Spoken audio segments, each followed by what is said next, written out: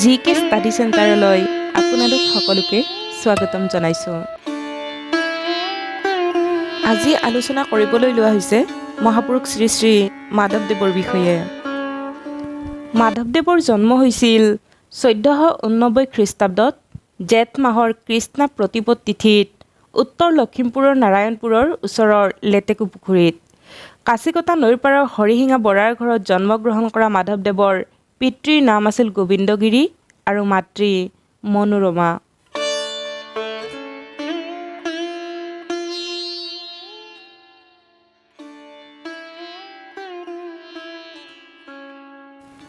মাধৱদেৱ সৰু থাকোঁতেই তেওঁৰ পিতৃ গোবিন্দগিৰি এতিয়াৰ বাংলাদেশৰ অন্তৰ্গত ৰংপুৰ জিলাৰ বন্দুকাত থাকিবলৈ লৈছিল।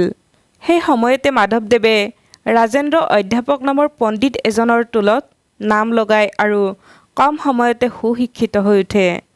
শাস্ত্ৰ অধ্যয়ন সমাপ্ত হোৱাৰ পিছত তেওঁ কায়স্থিকা বৃত্তি বা মজুমদাৰী বিদ্যাও আয়ত্ত কৰিছিল।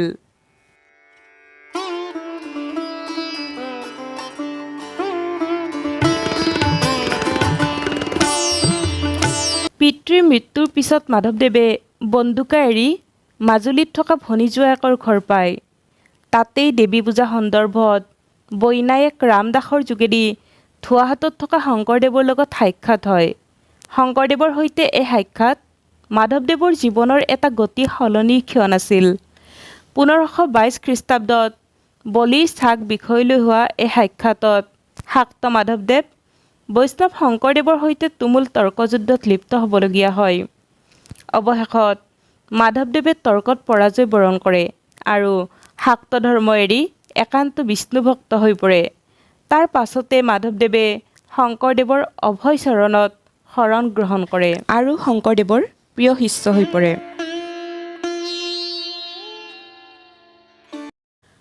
অসমীয়া সাহিত্য সংস্কৃতিলৈ মাধৱদেৱৰ অৱদান আছিল অপৰিসীম। গুৰু শংকৰদেৱৰ দৰে মাধৱদেৱো এক বিৰল বহুমুখী প্ৰতিভাৰ অধিকাৰী আছিল। তেওঁ শংকৰদেৱৰ সমকক্ষ কলাকাৰ আছিল বুলি ডক্টৰ মহেশ্বৰ নেওগে মন্তব্য কৰিছে। উপস্থিত বুদ্ধি, সংগঠন শক্তি, পাণ্ডিত্য, কবিত্ব, গুৰুসেৱা, ভক্তিনিষ্ঠা, সুগায়কত্ব এই সকলোবোৰ গুণৰ অধিকাৰী মাধৱদেৱ মহাপুৰুষ শংকৰদেৱৰ পাছত ধৰ্মাধিকাৰী ৰূপে মনোনীত হয়। শংকৰদেৱৰ ছত্ৰছায়াতে মাধৱদেৱে সাহিত্য কৰ্মৰ ক্ষেত্ৰত বহুখিনি আগবাঢ়িছিল। ধৰ্মাধিকাৰী ৰূপে মনোনীত হোৱাৰ পাছত একানপতীয়াকৈ তেওঁ শাস্ত্ৰ ৰচনা আৰু ধৰ্ম প্ৰচাৰৰ কাম কৰে।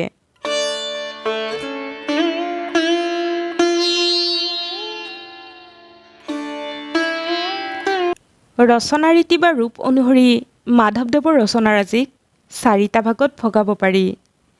ক. আখ্যানমূলক, আদিকাণ্ড ৰামায়ণ আৰু ৰাজসূয় কাব্য। খ. তত্ত্বমূলক ৰচনা, জন্ম ৰহস্য, নামঘোষা, নামমালিকা আৰু ভক্তি ৰত্নাৱলী।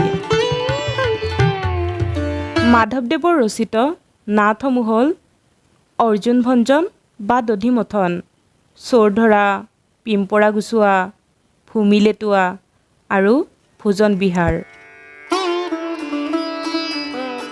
শংকৰদেৱৰ দৰে মাধৱদেৱেও 2 ধৰণৰ গীত ৰচনা কৰিছিল, বৰগীত আৰু ভটিমা। শংকৰদেৱৰ নিৰ্দেশ অনুসৰি মাধৱদেৱে 157টা বৰগীত ৰচনা কৰে। মাধৱদেৱৰ 157টা আৰু শংকৰদেৱৰ 34টা সহ মুঠ বৰগীতৰ সংখ্যা 191টা।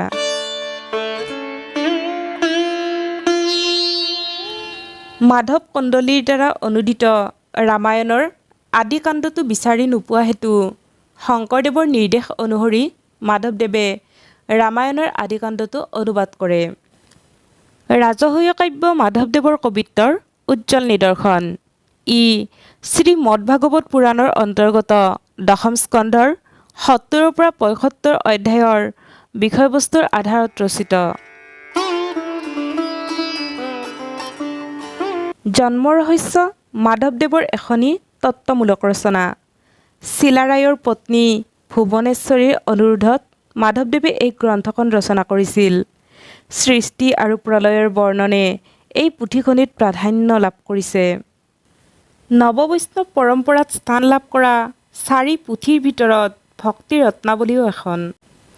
ভক্তি ৰত্নাৱলীৰ ৰচয়িতা বিষ্ণুপুৰী সন্যাসীয়ে কান্তিমালা নামৰ এখন টীকাও ৰচনা কৰে। মাধৱদেৱে কান্তিমালা টীকাৰ সহায়ত ভক্তি ৰত্নাৱলী পদবন্ধে অনুবাদ কৰে। গ্ৰন্থখনত নৱবিধা ভক্তি আৰু সৎসংগৰ মাহাত্ম্য বৰ্ণনা কৰিছে। নামঘোষা মাধৱদেৱৰ জীৱনৰ শেষ কীৰ্তি। সেইবাবেই নামঘোষাক মাধৱদেৱৰ মহাপ্ৰস্থানিক গীত আখ্যা দিয়া হয়। নামঘোষা প্ৰায় 1000 পদৰ সমষ্টি। সেইবাবে এই গ্ৰন্থৰ আন এটা নাম হাজাৰী ঘোষা। লক্ষ্মীনাৰায়ণ ৰজাৰ পাত্ৰ বীৰুকাজীৰ অনুৰোধ মতে পুৰুষোত্তম গজপাতিৰ নামমালিকা নামৰ গ্ৰন্থখন কোচবিহাৰত থাকোঁতে মাধৱদেৱে সৰল আৰু সৰগভাৱে অনুবাদ কৰে। গ্ৰন্থখনত নামৰ মাহাত্ম্য বৰ্ণিত হৈছে। মাধৱদেৱৰ অৰ্জুন ভঞ্জন বা দধিমথন নাটস্বৰূপে পৰিচিত, কিন্তু বাকীকেইখন ঝুমুৰা নামেৰেহে জনাজাত।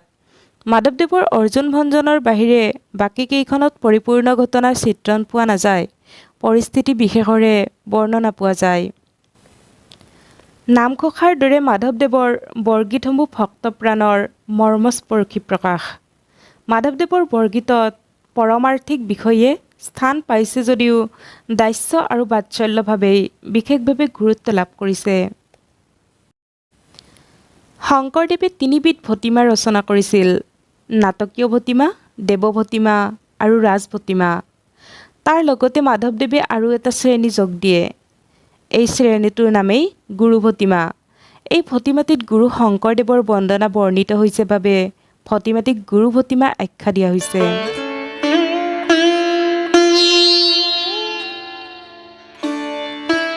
চিৰকুমাৰ মাধৱদেৱে জীৱনৰ পিছৰচোৱা কাল বৰপেটাৰ বিভিন্ন ঠাইত কটোৱাৰ সময়ত ধৰ্ম প্ৰচাৰ কৰাৰ লগতে সত্ৰও পাতিছিল। 1596 খ্ৰীষ্টাব্দ 1518 ভাদ মাহৰ 27 তাৰিখে কৃষ্ণা পঞ্চমী তিথিত এইজনা মহাপুৰুষৰ মহাপ্ৰয়াণ ঘটে।